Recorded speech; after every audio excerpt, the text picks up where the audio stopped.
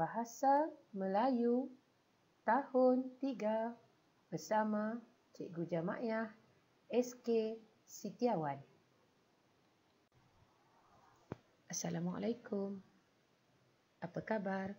Semoga semuanya sihat. Murid-murid diminta menonton video pengajaran ini sehingga selesai.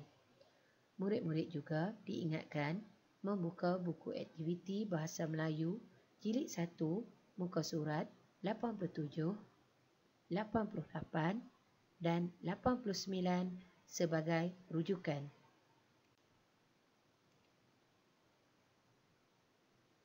Tajuk pelajaran kita pada hari ini ialah Kerjasama Asas Kesejahteraan.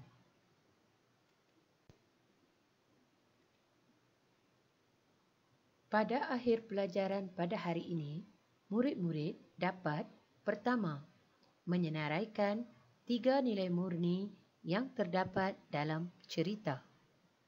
Yang kedua, menulis perkataan menggunakan tulisan berangkai. Dan yang ketiga, melengkapkan teks dengan kata berimbuhan akhiran.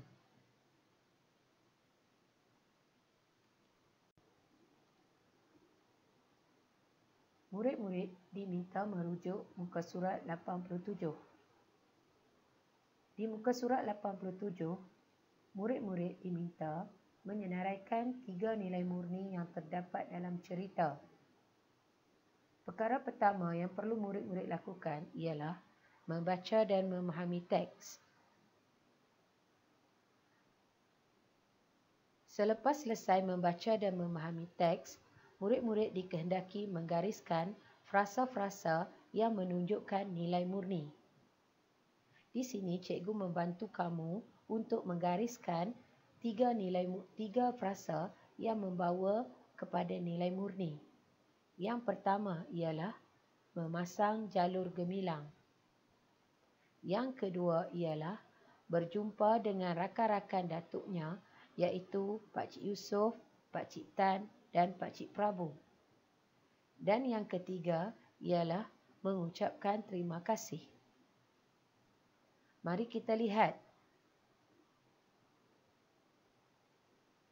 nilai murni yang terdapat pada frasa-frasa yang telah digariskan. Yang pertama, memasang jalur gemilang.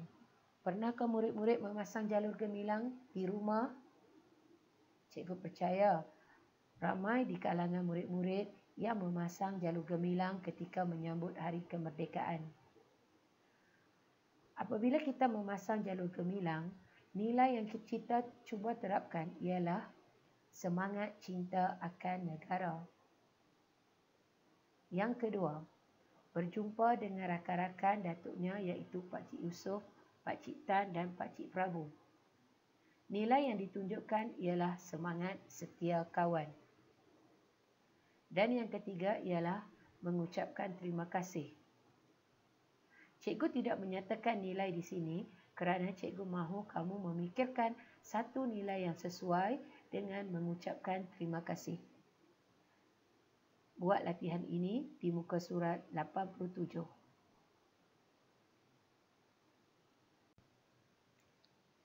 Seterusnya, murid-murid diminta merujuk muka surat 88.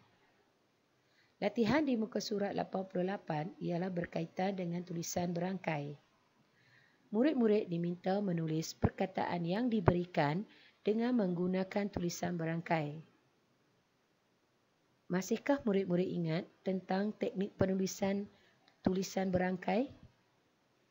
Jika ada murid yang terlupa, murid-murid boleh merujuk buku BM1 sebagai panduan untuk menulis tulisan berangkai. Bersama video ini juga, cikgu ada sertakan video tentang teknik penulisan berangkai. Murid-murid boleh merujuk video yang cikgu berikan.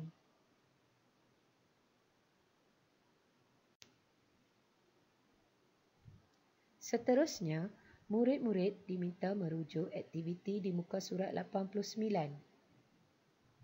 Aktiviti di muka surat 89 berkaitan dengan kata berimbuhan akhiran.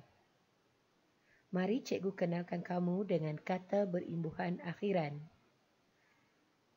Kata berimbuhan akhiran ialah kata yang menerima imbuhan pada bahagian belakang kata dasar seperti dataran, ambilkan dan dekati.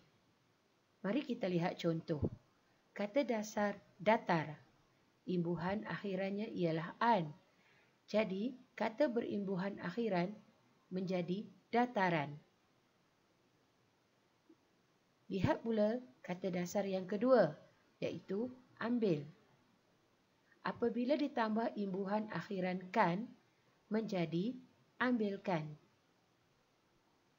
Dan kata dasar yang ketiga ialah dekat. Apabila ditambah dengan imbuhan akhiran i, menjadi dekati. Cikgu harap kamu jelas dengan penerangan yang telah cikgu berikan. Mari kita buat latihan di muka surat 89. Ini ialah latihan di muka surat 89. Murid-murid diminta melengkapkan kata berimbuhan akhiran yang betul di dalam petikan ini. Perkara pertama yang perlu murid-murid lakukan ialah murid-murid diminta membaca petikan ini sehingga selesai. Selepas selesai, murid-murid dikehendaki memilih kata berimbuhan yang telah diberikan untuk diisi di tempat kosong yang terdapat dalam petikan. Jelas ya murid-murid?